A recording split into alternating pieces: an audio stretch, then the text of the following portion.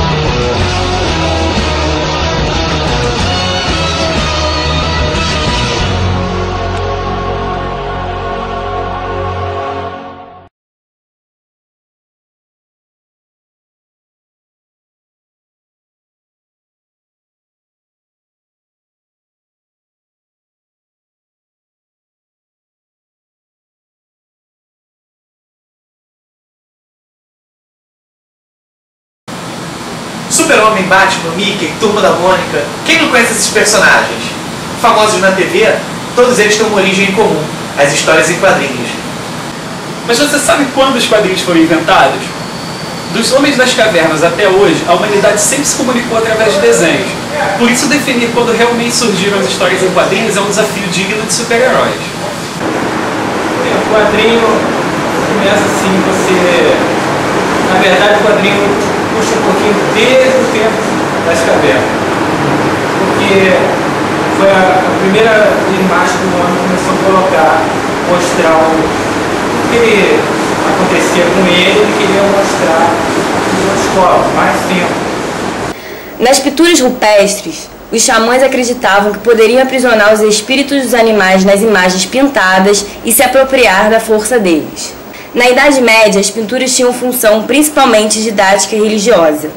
A maioria das pinturas retratava passagens bíblicas para que os analfabetos pudessem entender. O balão é o fio condutor da história, e por ali você consegue se aprofundar nos pensamentos e características dos personagens. Antes dos balãozinhos, os textos eram escritos em forma de legendas que acompanhavam as cenas. No Renascimento surgem elementos que posteriormente virariam convenções das histórias em quadrinhos. Os balões de fala podem ser encontrados em publicações do século XVIII, que por sua vez são uma adaptação dos textos em forma de rolo que saíam da boca da Virgem e outras figuras da arte religiosa medieval. A pop art tinha como objetivo a crítica irônica ao bombardeamento da sociedade capitalista pelos objetos de consumo da época. Ela operava com signos estéticos de cores inusitadas massificados pela publicidade e pelo consumo.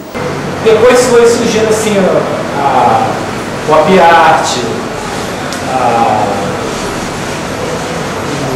a parte de renascença também, que influenciou no quadrinho. E vamos dizer assim que a arte do quadrinho envolve mais de pop art. Com o Will Eisner, que também ele desenvolveu muito o quadrinho. Devido ao fato de se encontrar elementos utilizados nos quadrinhos em praticamente todos os movimentos de arte, não é possível determinar com exatidão quando foi dado o pontapé inicial dos quadrinhos. Considera-se a primeira história em quadrinhos a criação de Richard Fenton Woodcat, intitulada de Yellow Kid, de 1896. Richard essencialmente sintetizou o que tinha sido feito antes dele e introduziu um novo elemento, o balão.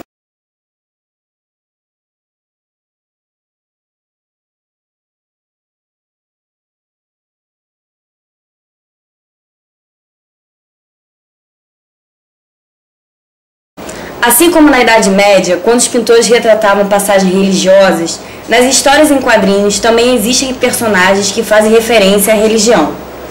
Da mitologia grega vem a Mulher Maravilha, filha de Hipólita, rainha das Amazonas. Diana foi criada a partir de uma imagem de barro, a qual 5 deuses do Olimpo deram vida e presentearam com superpoderes. Já adulta, foi enviada à Terra para combater o deus Ares. A religião hindu inspirou um mangá que depois virou o desenho animado Churato, que conta a história de 2 jovens amigos que foram recrutados pelos deuses para lutar no mundo celestial. Neste mangá, todos os personagens têm referência aos deuses hindus, como por exemplo a deusa Vishnu.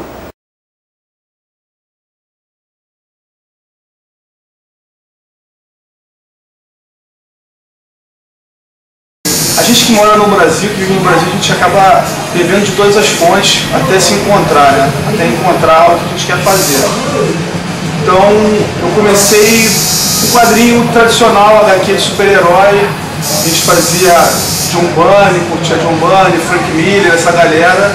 E com o tempo você vai conhecendo outros artistas, né? E Moebius, né, na França, foi um cara também que eu gostava muito, eu acompanhava muito. Depois ele começou a fazer uns trabalhos até nos Estados Unidos mesmo. E foi muito forte assim, no meu trabalho também.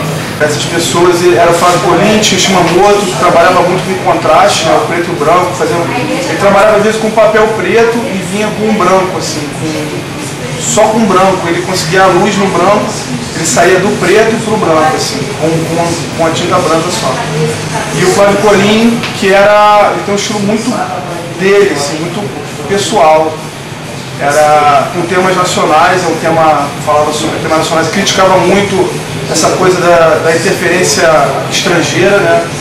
Ele tem um quadrinho que é muito legal, que um super-herói americano vem para o Brasil tentar resolver um problema nosso na Amazônia, mas quem acaba resolvendo tudo somos nós, né? São os cangaceiros, é o Curupira, e é muito maneiro, muito legal. Desenhistas clássicos como John Byrne, Frank Miller e o francês Jean Giraud, conhecido pelos pseudônimos Moebius e Gir, utilizam em seu trabalho elementos encontrados na pop art, cores intensas e brilhantes e alto contraste. Eu acho que é isso. A princípio, o início de todos é o clássico, né? É o Renascimento, são as pinturas clássicas mesmo. E depois eles vão se libertando e conseguindo criar um estilo próprio. Mundialmente conhecido pelo seu talento com pincel, Alex Ross é hoje um dos maiores desenhistas do mundo. É dele a identidade visual de Marvels e Reino do Amanhã. No trabalho de Ross, fica fácil perceber elementos utilizados nas escolas de arte. Alguns de seus desenhos têm a forma pensada e fechada como as pinturas renascentistas. Em outros, podemos identificar as formas pictóricas que caracterizam as pinturas barrocas. Mike Deodato Jr. é o desenhista brasileiro de maior projeção internacional na atualidade. Status esse alcançado em 1994, quando foi contratado pela DC Comics para desenhar a Mulher Maravilha. Mike utiliza fartamente as sombras, e esta funde os personagens ao cenário. Em alguns de seus desenhos não é possível identificar onde o personagem começa e onde termina. Esses traços são predominantes do barroco.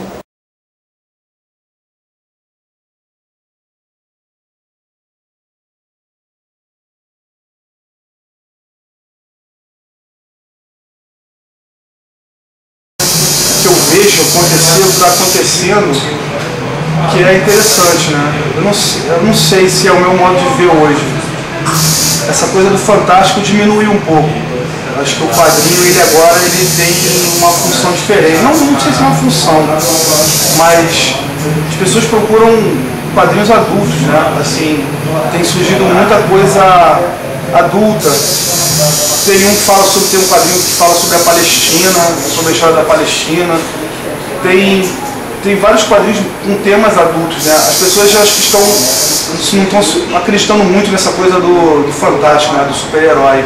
Eu acho que hoje a tendência é essa. Acompanhando a arte dos quadrinhos, podemos ver que hoje ele tem traços fortes do realismo, mesmo que ainda mantendo muitas referências das escolas de arte, como a escola renascentista, a escola barroca e a influência do pop art.